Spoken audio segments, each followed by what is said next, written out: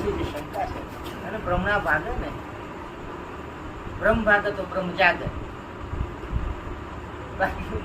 બ્રહ્મ ના ભાગ આપણો, બ્રહ્મ ના ભાગે તો બ્રહ્મ કોઈ દિવસ જાગે ને. પછી બ્રહ્મની તો ખબર પડી કે પામ ભેદ બ્રહ્મ છે, પછી પડી બંધ હોય ને તો કાંક છે શું છે એમ, એને ભ્રમ કહેવાય. પણ જે ખુલ્લું જ હોય અને દેખીતી રીતે જ હોય, એનો સ્વાદ માણી શકતા હોય, બરાબર, એની મોજ માણી શકતા હોય, તો એ સ્પષ્ટ સમજી લેવાનું કે એ બ્રહ્મ છે. અને તમને સહેજ ખસે એવું ના કે આગુ પાછું ના કે પછી એનું ને એનું કદાચ જાડું પાતળું દૂધ ઉપર જેમ તર વળે, પાણી ઉપર જેમ લીલ વળે, એમ પાડ હોય, દિવાલ હોય, ઈંટો કરી હોય, પછી આપણો કહે કે આ બ્રહ્મ તો વાગે છે, પણ એ તારે એ થોડું ઠર્યો છે તો વાગે કેમ? તો ઠરી જાય ને, તો નહીં વાગે.